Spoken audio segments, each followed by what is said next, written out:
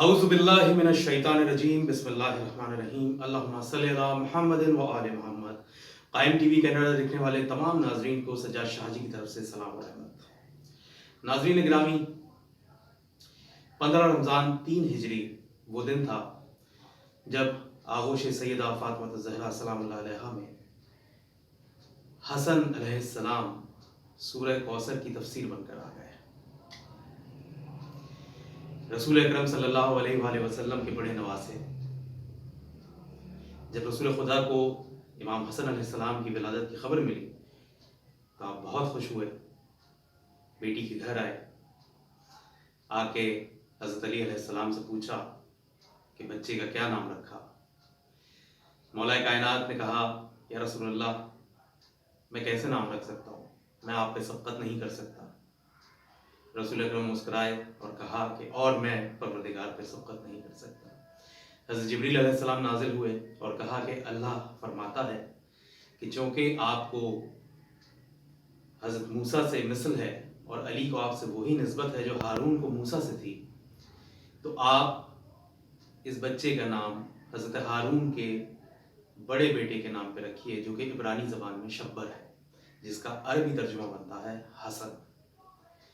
عرب کے معاشرے میں یہ پہلا ایسا نام تھا جو اس سے پہلے نہ سنا گیا تھا نہ رکھا گیا تھا۔ امام حسن علیہ السلام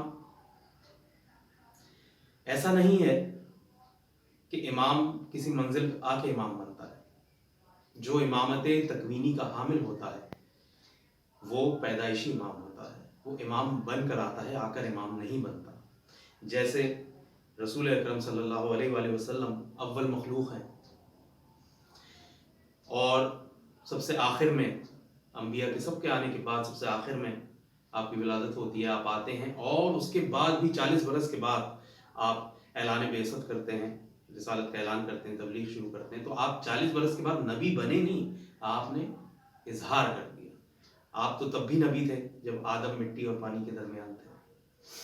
قرآن میں نبی کا قول پروردگار نے دہرایا، کہہ دو کہ میں اول المسلمین ہوں۔ اور پھر رسول اکرم کا یہ قول کہ انا من الحسن وحسن منی، میں حسن سے ہوں، حسن مجھ سے ہے۔ تو دیکھیے کتنی خوبصورت بات ہے یہ کہ نواسا تو نانا سے ہوتا ہے، مگر نانا کیسے نواسے سے ہے؟ تو یہ حدیث اس بات کو ظاہر کر رہی ہے کہ یہ سب ایک ہی نور کے حصے ہیں۔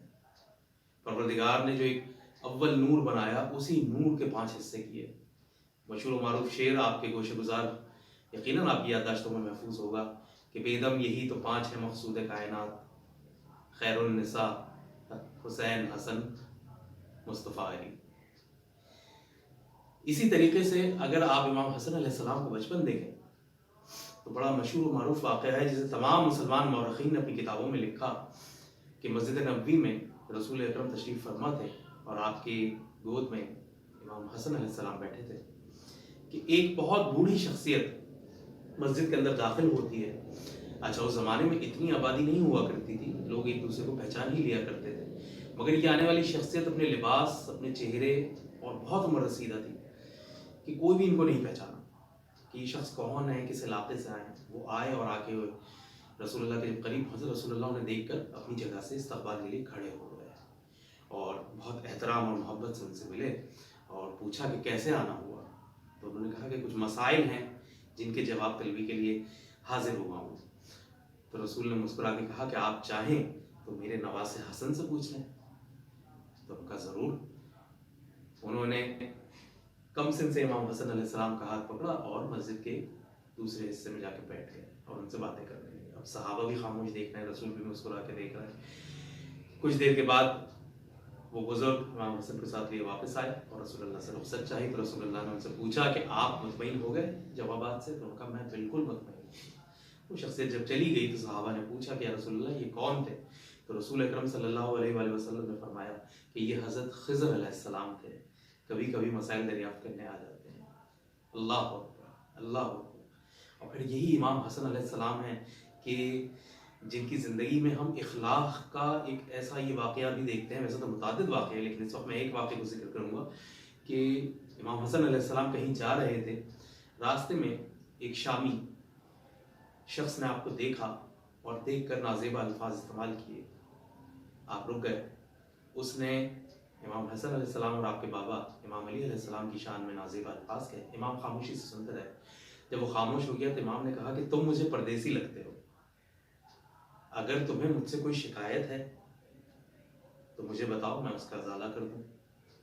اگر تم مسافر ہو تو میں تمہیں سواری مہیا کر دوں، اگر راستہ بھٹک گئے ہو تو راستہ دکھلا دوں، اگر بھوکے ہو تو میں تمہیں کھانا کھلاؤں، اگر کوئی حاجت ہے میں تمہاری حاجت کو پورا کر دوں، اور اگر تم کسی سے خوفزدہ ہو تو میری پناہ میں آ جاؤ۔ اس شخص نے جب امام حسن علیہ السلام کا یہ اخلاق دیکھا تو وہ انتہائی شرمندہ ہوا اور آپ کے قدموں میں گر کے معافی مانگی۔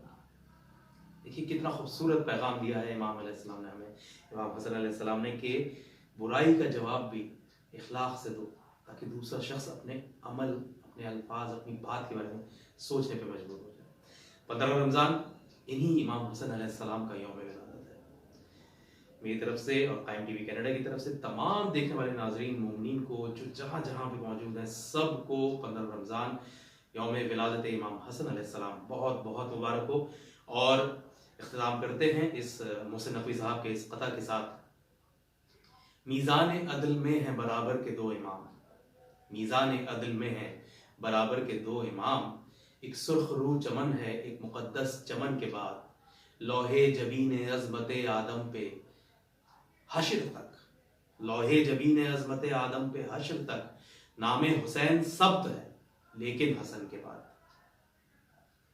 اپنا اور گرد و نواز سب کا خیال رکھیے، اور جو لوگ ہمارے درمیان نہیں رہے ان کی مغفرت کی دعا ضرور کیجیے گا۔ اس کے ساتھ ہی سجاد شاہ جی کو اجازت دیجیے۔ دیکھتے رہیے قائم ٹی وی کینیڈا، کیونکہ قائم سے ہے زندگی۔ خدا حافظ۔